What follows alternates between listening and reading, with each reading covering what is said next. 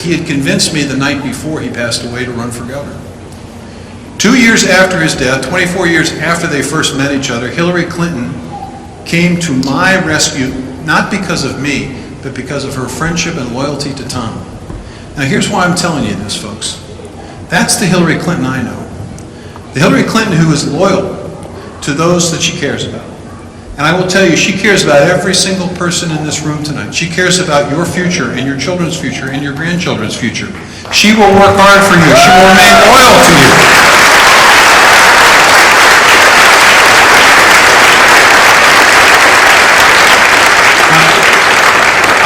I'd love to be able to talk for another 15, 20 minutes about her opponent, but I can't because I only gave you 5 minutes. But I just want to say one thing about her opponent, and that is, friends, don't let other friends vote Trump.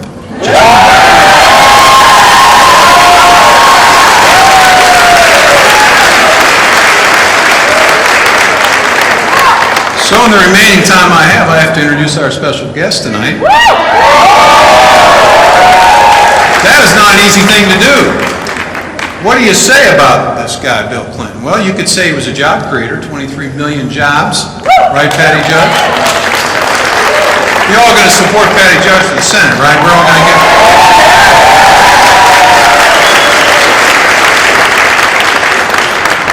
Little known fact about President Clinton, he was the conservator of our natural resources until the current president. He had put more resources in public lands through monuments than any other president. Pretty important, don't you think, Monica Vernon? You all are definitely going to help Monica Vernon, aren't you?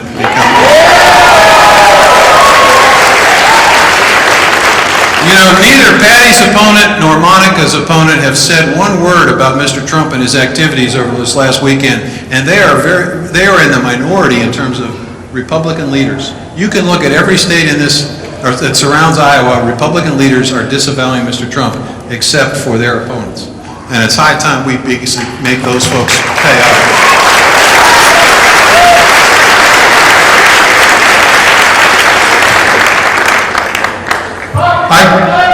I could say that our next speaker is a peacemaker, somebody who brought peace to Northern Ireland, somebody who brought peace to Kosovo. I could say he was a great humanitarian for his foundation work, but what I really want to say is he was the 42nd President of the United States.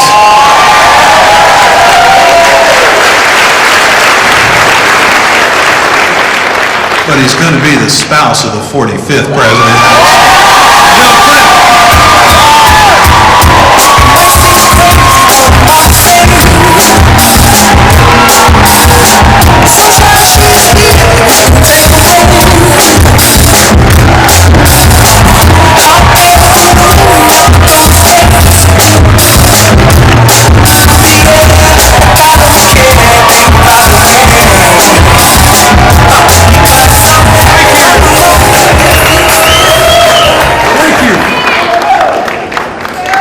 Put the voter file down.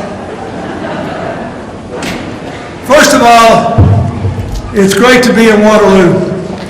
And I'm glad to be in the National Cattle Congress building. You know, when I first ran for office, believe it or not, 42 years ago, I was 27 years old when I started.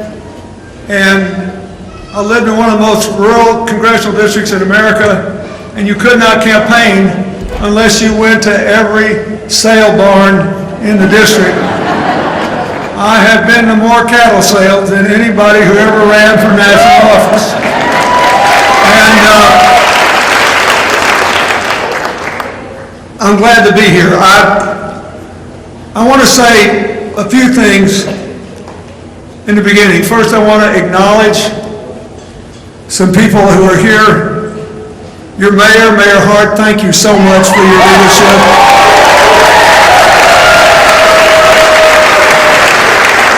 Representative Tammy Brown Powers, Representative Bob Kressig, Representative Congressional Candidate Monica Vernon, thank you.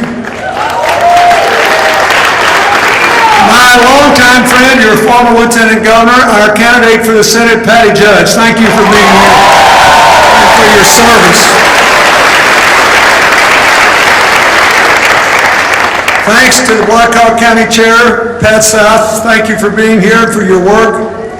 For Danny Human, the Iowa Democratic Party Vice Chair and the AFSCME President in Iowa. That was the first union to endorse me when I ran for president in 1992. I'll never forget that. And I was, when I was governor, an actual member of AFSCME. I want to thank Senator Wendy Davis for coming all the way from Texas to be here to stand up for Hillary.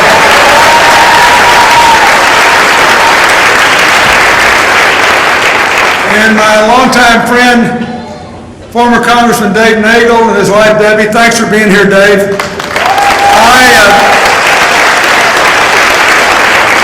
I have to tell you, when I saw Dave Nagel tonight, I said, you know, maybe it wouldn't be quite so bad in Washington if Dave were up there in Congress, because by the time he told them 4 jokes, they'd be laughing so mad they'd forget what they hated. We were laughing, but we could use a little of that today. You're a rapist! See what I mean? Now, wait. Give that guy a hand. They've had a very bad week in the Trump campaign, and he feels bad. Give him a hand. Give him a hand.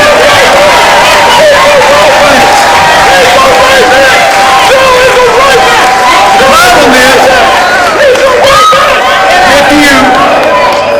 if you only listen to one television station and nobody ever tells you the truth, you get like that. You just gotta don't.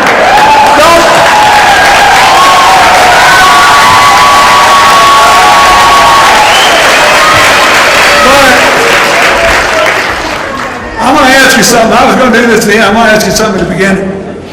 That's what's wrong with American politics. And I don't want you to treat them the way they treat you. I want you to say, well, a lot of working people all across this country do have a beef because they haven't had a pay raise since I left office, once you adjust for inflation.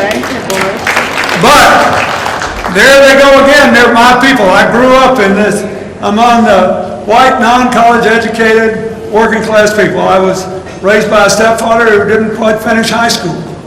Smartest man in my family, my great uncle, had a 6th grade education. I think I'll be the last president ever to be able to say I lived on a small farm without indoor plumbing. Always get to chuckle in 2016, but let me tell you something, it's way overrated.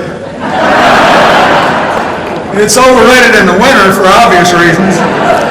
And if you live far enough south, it's worse in the summer because of the snakes.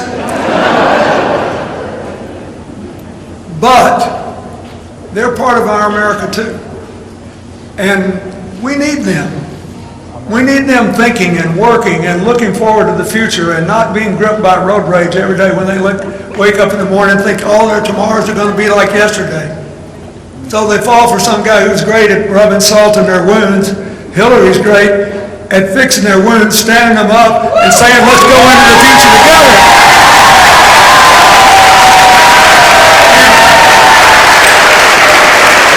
So, I want to say one other thing about Iowa. You know, it's a rigorous experience running for office in Iowa. But I'll never forget, you know, she covered the state like a blanket in this last primary. And she just come back and she said, here's what I learned today. Here's what I learned today. I was in so-and-so's kitchen. I was in so-and-so's living room. People really talk to me. If more politics were about that, we'd have less of what you have been subject to in this campaign. Because people would know that elections are about them and their future and their children's future and their grandchildren's future and how we can grow together, govern together, live together, and rise together. So,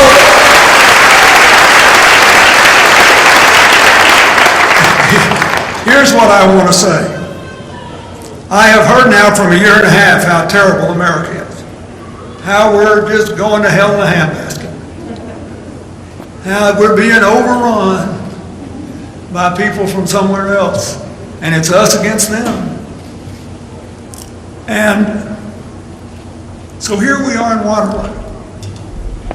You got an African-American mayor. He's a good one.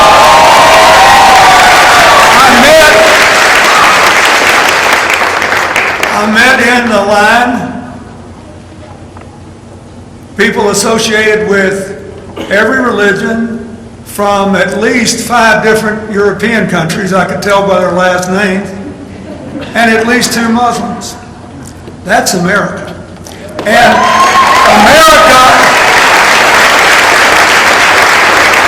America is an idea. And this stronger together is not just a slogan. It's got to be a way of life in the 21st century. We don't want to go back and make America great the way it was 50 years ago. In the first place, you can't do it. It's like me saying, well, I turned 70 this year, I'd like to be 20 again. Actually, I would. but I would not vote for anybody who promised to make me 20 again. We need a 21st century version of the American dream that's open to everybody. One of the most moving moments of the election primary to me was when Hillary asked me to go to a place she had no chance to win, West Virginia. And she said, they like you down there, go talk to them anyway. They voted for me twice, but they're through with me because I supported the president and I don't think climate change is a Chinese hoax. Or whatever it is they're saying now. And I said, what do you want me to say? And she told me. And I went down and met them, and all these guys had their, Trump shirts on, and they were screaming all that stuff at me. I said, guys, you did well when I was president. Come inside and scream at me. Just come on in, we'll talk. And I said, look, if you really believe you can have the economy you had 50 years ago, and don't kid me, I'm one of you, he's also telling you he'll move you back up on the social totem pole and move somebody else down. We know what is being said. Now, you do have a beef with the Democratic Party, but it's not over coal. Coal employment east of the Mississippi River peaked in 1920. Not in Barack Obama's first term in office. Coal production east of the Mississippi peaked in 1950. And then it started going downhill because the coal in Wyoming was closer to the surface and cheaper to mine and didn't have as much sulfur. And then there was natural gas. And then there was wind power like you got in Iowa. And then there was, no matter how they cut it, the winter's getting warmer all over the world, so people around the world wouldn't buy as much of our stuff. I said, your beef with us is that nobody has done enough to help you build a different future in the 21st century, so you got something to look forward to when you get up in the morning. So I told him, I said, Hillary sent me down here to tell you, you go and vote for who you want to, but you need to remember she's the only candidate you can vote for that in the beginning of her campaign laid out a plan to revive coal country, Indian country, small towns and rural Americas, and the parts of cities that have been left out and left behind, to give people real incentives to invest in these areas so we can grow together. And so she wants to come back down here if she wins and tear the totem pole down so we can all get on an escalator and rise together, and don't you forget it, we're coming back for you.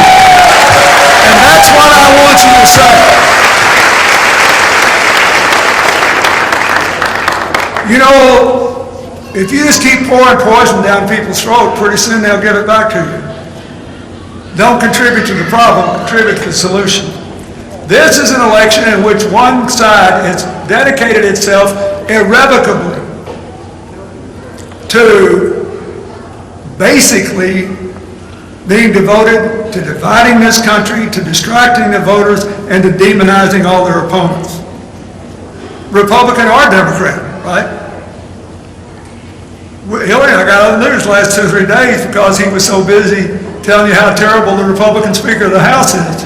how awful John McCain is. So that makes for interesting news, but it's like eating food that leaves you hungry 30 minutes later. Doesn't change your life. So this is a choice between division and cooperation, between distraction and concentration on our real opportunities, and between demonizing people and creating opportunities for all of us to rise together. It's a pretty straightforward choice. We are very close to being able to rise again. If we do the right things, America can have the most prosperous shared future, the most exciting time in all our history. Take Iowa. I'll give you just two examples right out of Iowa. And I want to use your governor, former governor, and our Secretary of Agriculture as Exhibit A. So I'm driving across Iowa today, and you know, I'm from a farming state, and I'm interested in this, and I said, just look at that land. Do you know that Iowa is the only place on planet Earth, except for the Farm Belt in Brazil and Argentina, no place else on Earth that has this much 20-foot topsoil? We're going to have 9 billion people on this planet pretty soon. They've all got to eat. We need to take all the people in Africa, Southeast Asia, Central America, and South America who can feed themselves and enable them to do that. One of the best things Tom Vilsack's done as Secretary of Agriculture is to start a program with Hillary called Feed the Future, helping poor farmers to support themselves and their families in other countries.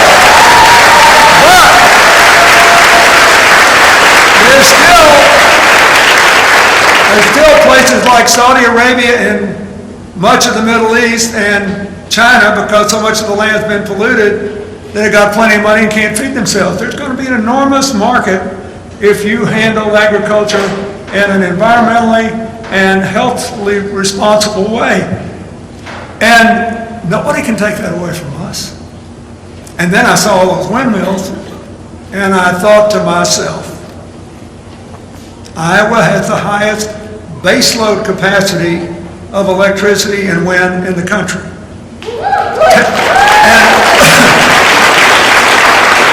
Now, Texas is bigger, so it produces more kilowatt hours of electricity, but your baseload's higher. As a percentage of your total, Iowa's the highest.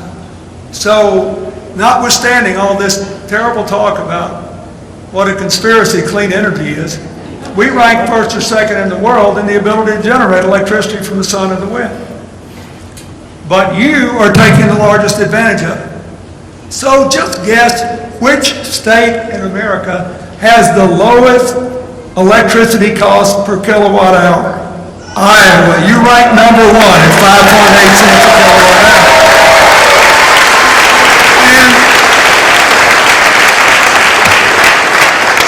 When you pay your electric bill next week, think about this, or whenever it comes.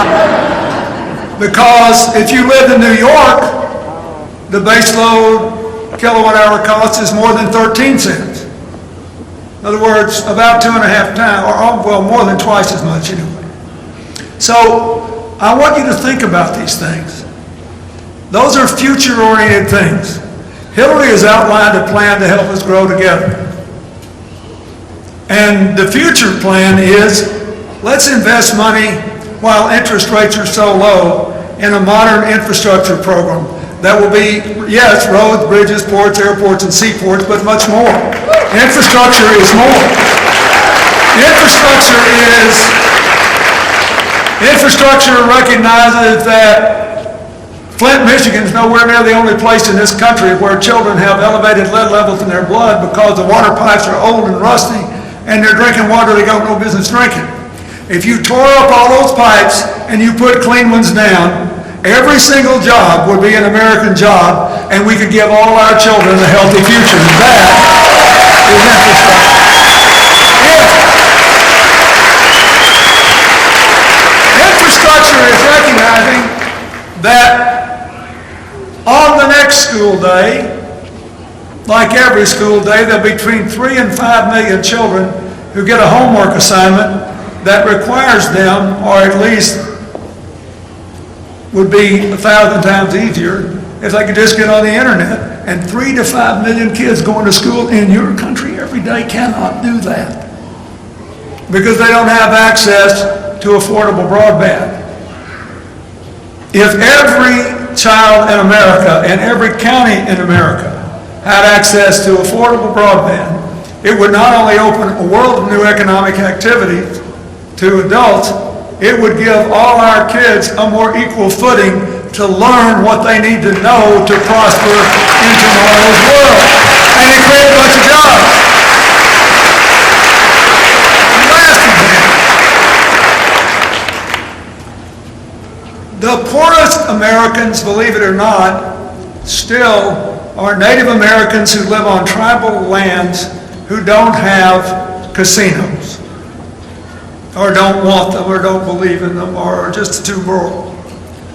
Virtually 100% of them could in effect have free electricity if they just had adequate solar panels and batteries that would store the solar energy for a day or so. Those are already available. And soon we'll have them that store a week's worth.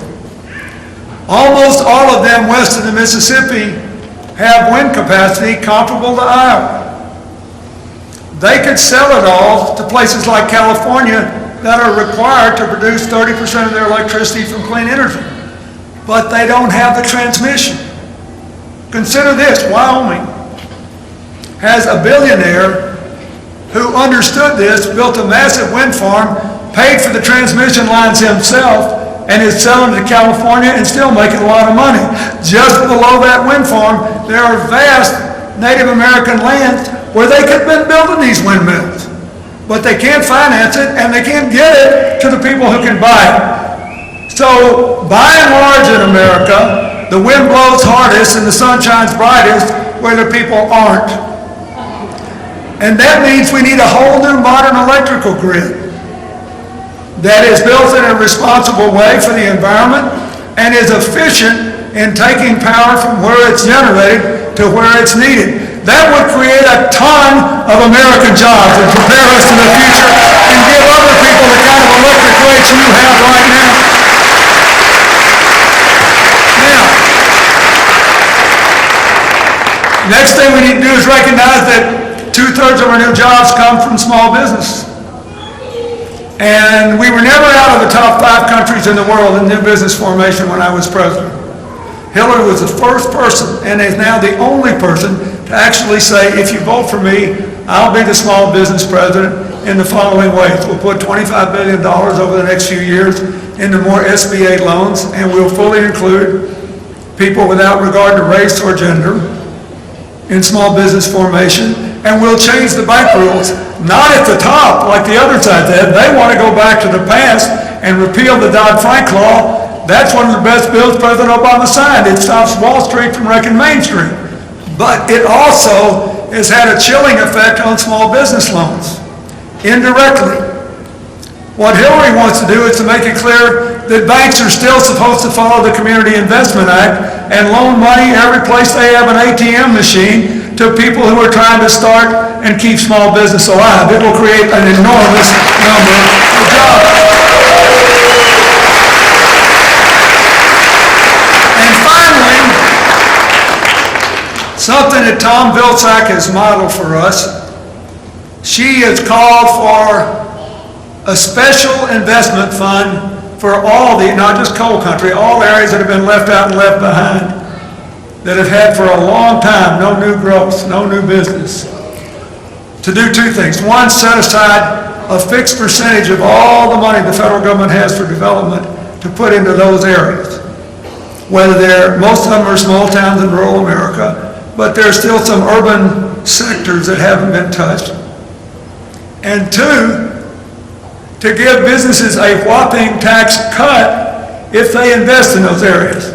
Now, let me just tell you, because this is Iowa, you can talk about issues here. The last great piece of bipartisan legislation I signed that I worked really hard on is called the New Markets Tax Credit. And it was smaller, it was all I could pass through the Congress, though it was smaller than I wanted, and the areas covered were smaller. But in a 10-year period that ended in 2013, that law is still on the books, we had 1,000 new markets projects in communities all over America that created 775,000 jobs in areas that had had persistently high unemployment and no new business activity. Hillary wants to make it bigger and broader and give a whopping tax cut to businesses that instead of moving their jobs overseas, move their jobs into America in places that need those jobs. A 39% tax cut.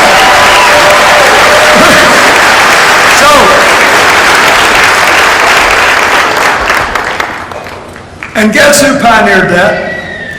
Tom Vilsack at Agriculture. I bet you most Iowans do not know. Most Iowans do not know that because he was a governor, he went in there and he looked at all these programs, and Congress had passed dozens of programs, none of them big enough to make any difference, and he developed a way to aggregate all this money and throw it into areas of rural America where there was not enough economic activity. And he, your former governor, has created, solely through investments in the Department of Agriculture, 250,000 more jobs in rural America.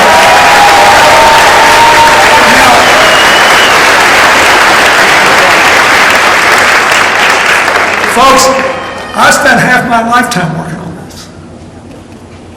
12 years as a governor, 8 years as president, 15 years running my foundation all over the world and in America. We got the public employee unions to give a certain percentage of their retirement funds in an investment with a good return on an infrastructure fund to create jobs for private sector unions to retrofit buildings and build other infrastructure. $12 billion of that money has been allocated, and it has already created more than 100,000 jobs. This is not rocket science. This is cooperation. This is not cheap political rhetoric. It's the people get a job a lot, and does it change their family's future or not? We can do this. We are close. We can rise together.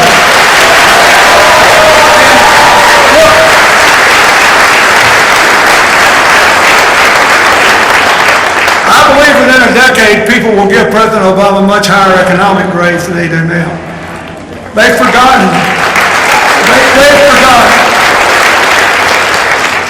They've forgotten that when he took office, it was just a couple of months into the worst crash since the Depression.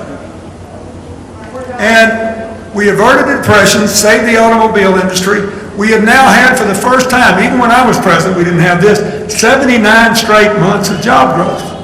Now what happened?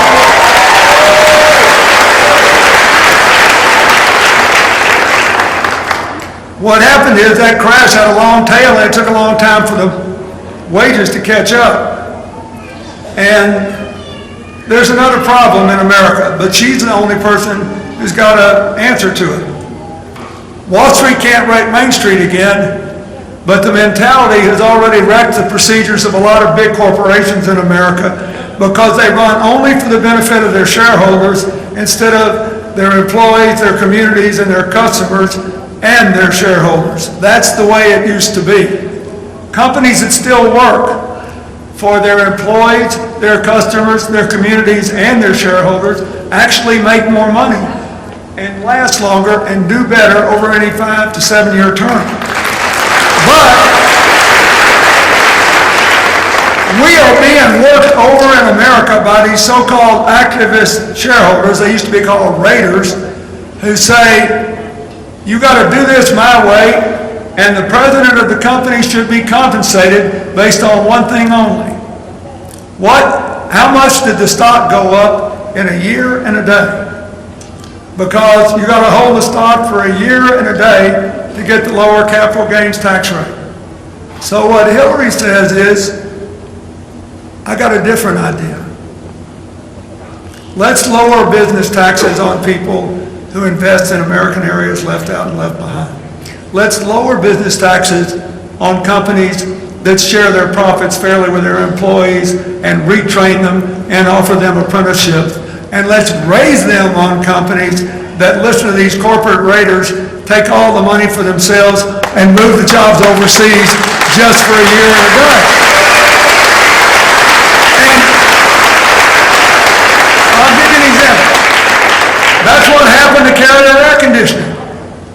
in Indiana.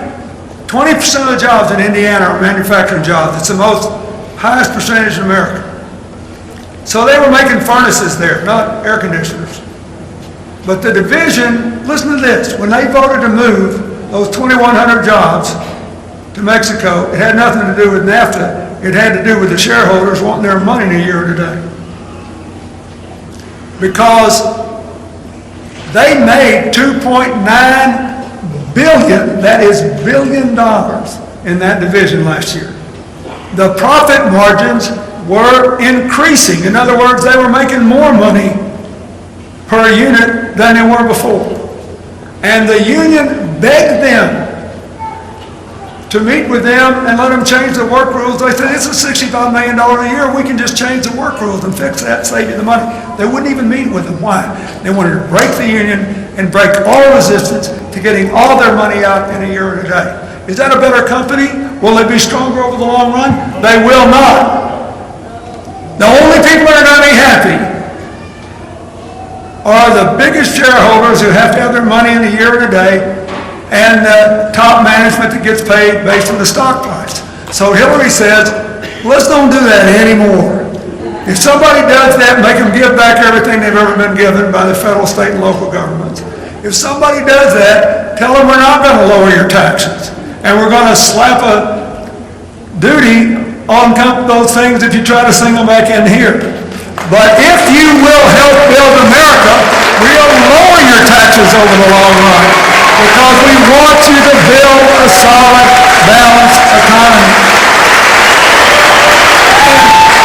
Look,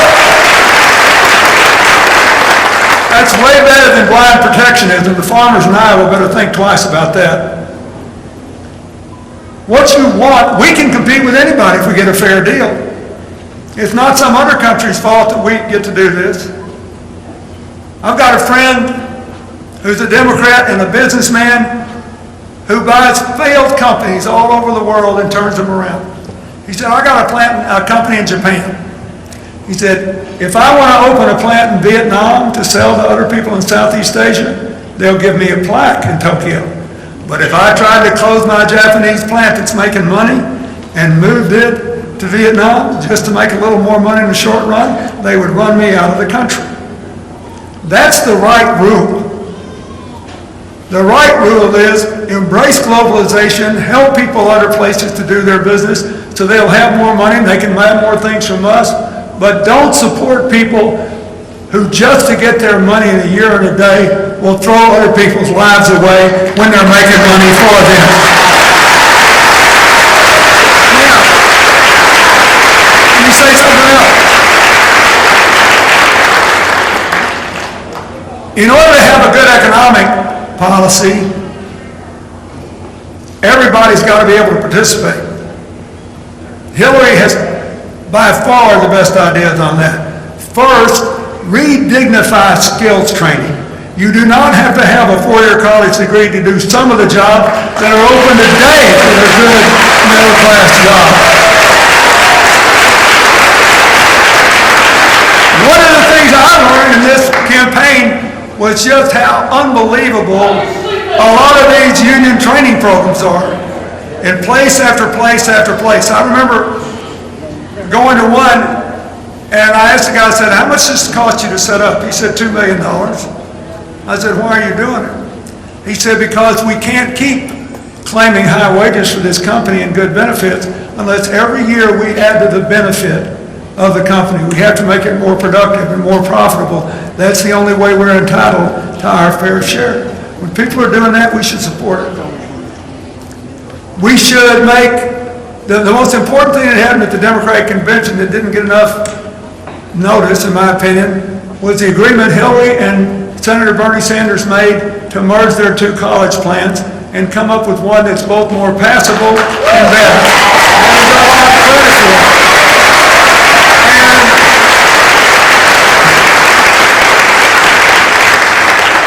And you know, it was a hard-fought race. He didn't have to do that, but he did it because he cared about what happened to people's lives.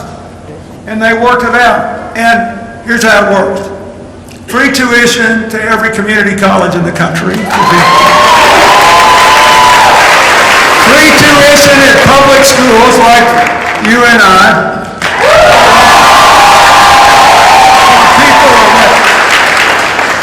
By the way, your teams are always beating people they're not supposed to beat. It's really impressive. Anyway, whose family incomes are $125,000 a year or less, that's 85% of us. Debt-free graduation for everybody else, and help to make debt-free graduation a reality at private schools with reasonable tuition and high graduation rates. Help us to rise together. And then, most important for people now in school and those who've already graduated, do something to manage the debt that's already been run up.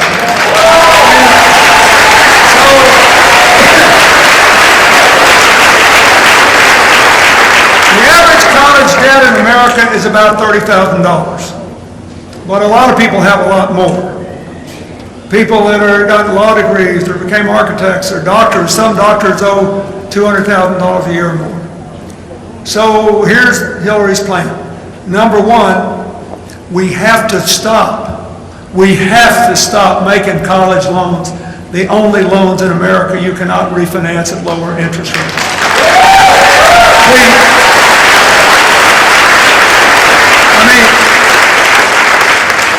Every time I go into a coffee shop anywhere, there's chances are I'm going to be served coffee by a young person. And I always ask them what they're doing, and they say they're going to school, and then I get the story. In New York, this young woman, first of all, told me what a good senator was, and I'm going to support her. And I said, what are you doing? She said, oh, I'm working here. I do this between going to college. I said, what do you mean between?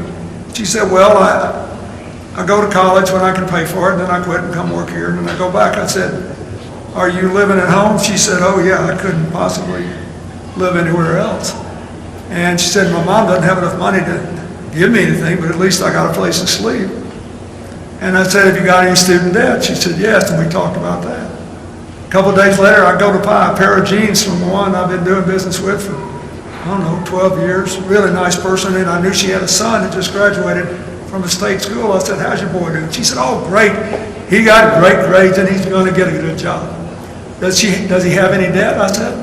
She said, quite a bit. What's the interest rate? 9%. Then I said, do you have a home mortgage? She said, sure I do. I said, and did you refinance it when you could at lower interest rates? She said, of course. What's your interest rate? Under 4%. There is something wrong with a country that claims to be interested in the future. It claims to be interested in the future. That has a system that would impose on the future interest rates more than twice as high as their parents are paying for their home mortgage. We need to refinance these loans. And so,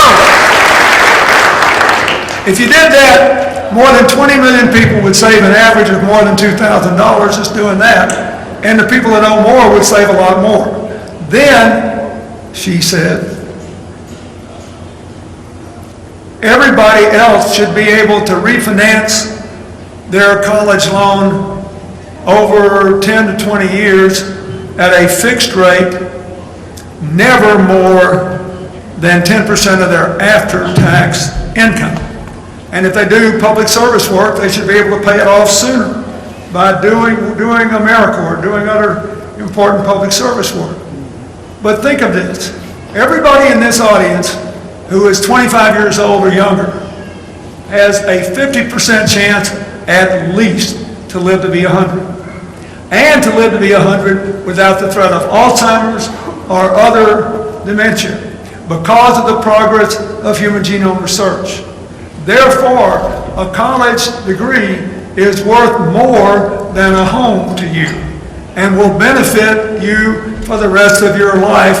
Nobody, but nobody, should be paralyzed at the beginning of their work life by a debt load they cannot manage. And here is one final thing.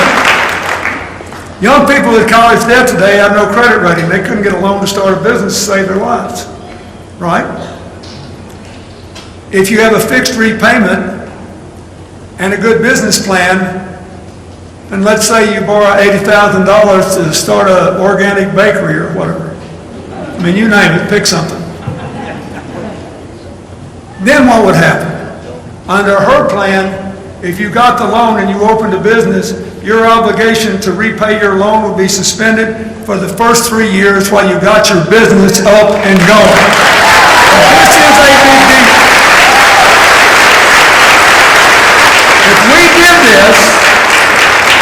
If we did this, activated the SBA, and got banks to comply with the community reinvestment law, we would go back to being in the top 5 countries in the world in new business formation, and America would take off like a rocket. So, we got some other stuff we need to do. We need to help people raise their kids and succeed at work. That's why affordable child care is important. Access to preschool is important. Equal pay and paid leave are important. That's why she's right and he's wrong when she says we need a higher minimum wage and he says we need a lower one. We don't. The most important work of any society is raising children. If you have to sacrifice raising children to be good at work, we lose. If you have to sacrifice being good at work to raising your kids, we lose too. We can do both. Lots of countries do with more upward mobility than we do.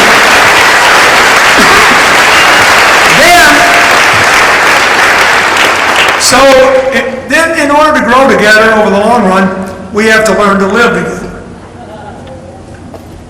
We live in a time when it's amazing how much stock seems to be put in our staggering differences. And of course, this campaign on the other side has aggravated those differences.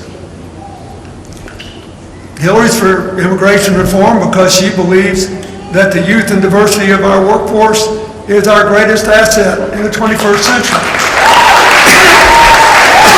Let me tell you something.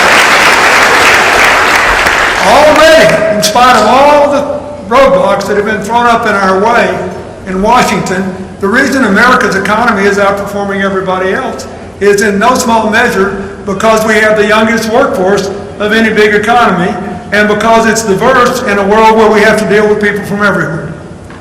And we just need to quit doing what we're doing and playing cheap politics. No one proposes to put someone ahead of someone who's been waiting in the line to get citizenship, but just to give a path. No one proposes to ignore flagrant misbehavior. What we want to do is to reward good behavior. The vast, vast majority of people that are working hard, paying taxes, have their kids in our school, and are contributing to our future.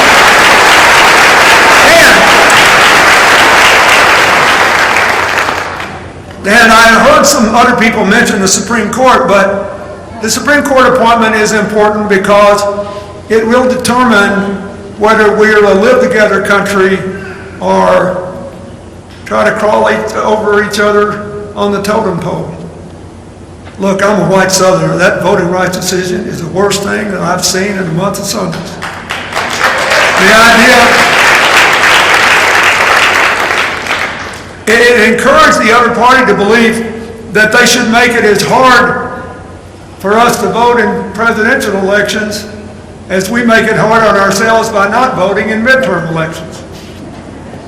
And it's a terrible idea. We should be making it easier to vote, not harder, all the time for everybody.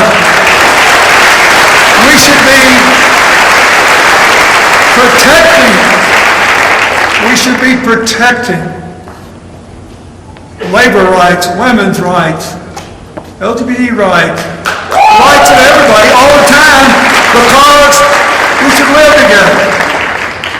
And I've been especially proud of Hillary because she had said from the get-go, we cannot possibly prevent isolated acts of terror in America rooted in people being converted over the social media and present a model to the rest of the world and implement our plan, for example, to try to normalize life in Syria and defeat ISIS abroad, unless we have the support and active involvement of patriotic American Muslims who love freedom and hate terror, and to be bigoted against them is a disgrace.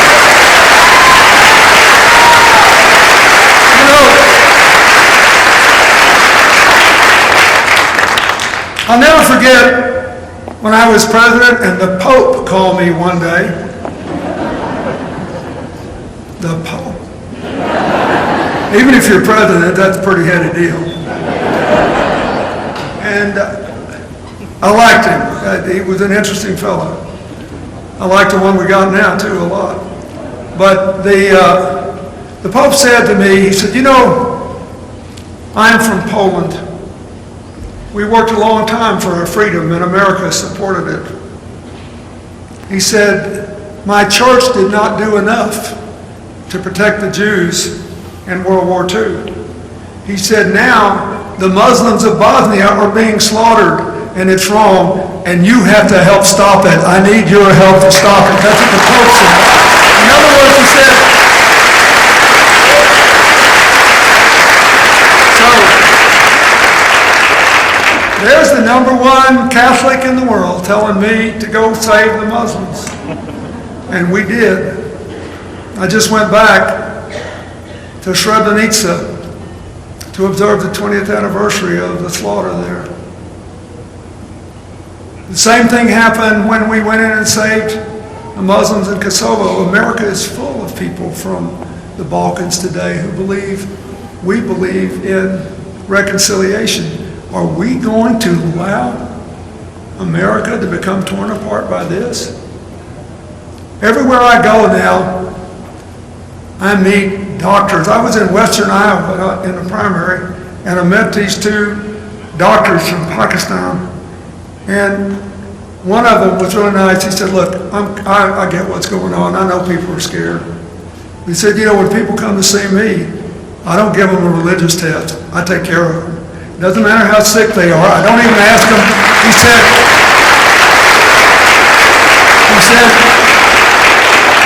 I used to be a Republican, now I'm a Democrat. I don't give them a political test either. I take care of them. That's the way America ought to work. And so,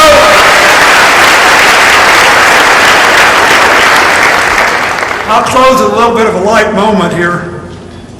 I got a great friend in Texas who's got the best guy I ever knew with one-liners. And I called him one day, I said, this campaign's getting pretty muddy. I said, give me something funny to say. He said, tell him if you don't want the guy to drive the truck off the cliff, do not give him the keys.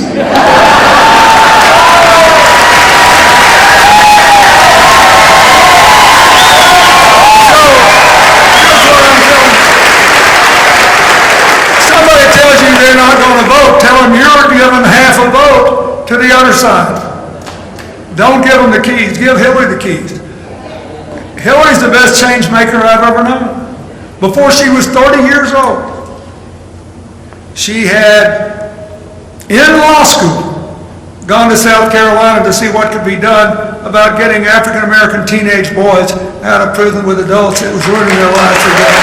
She had gone to deep South Texas to register Mexican-Americans who are now registering in droves to vote for her. Alabama to go into private academies parading as private schools of excellence when they were really just segregated schools by another name, illegally claiming federal tax credits, and she helped to approve it, and they lost those tax credits. And she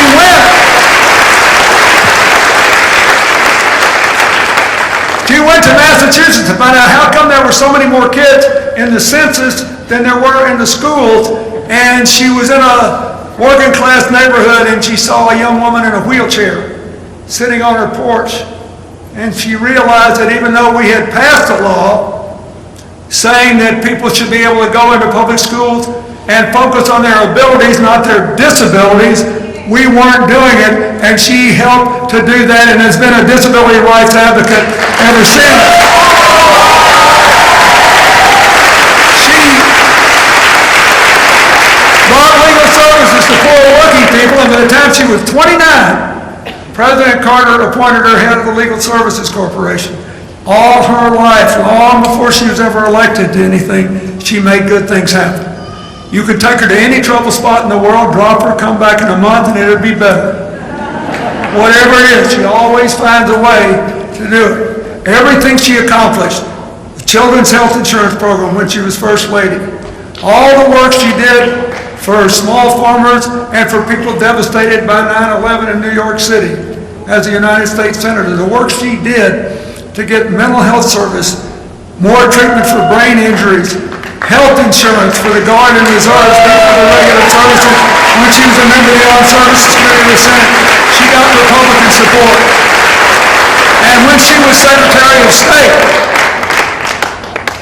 when she got the sanctions on Iran, she got Russia and China to go along. And if you could go to her headquarters in Brooklyn, you'd see all these beautiful, like campaign-style portraits of prominent Republicans and what they said about her before the presidential campaign started. And now that we've gotten down to the hedgerows, dozens of Republicans who spent their lives defending this country and national security have endorsed her for president because they know it's the safe one on the right side. Now that we're coming to the end of this campaign,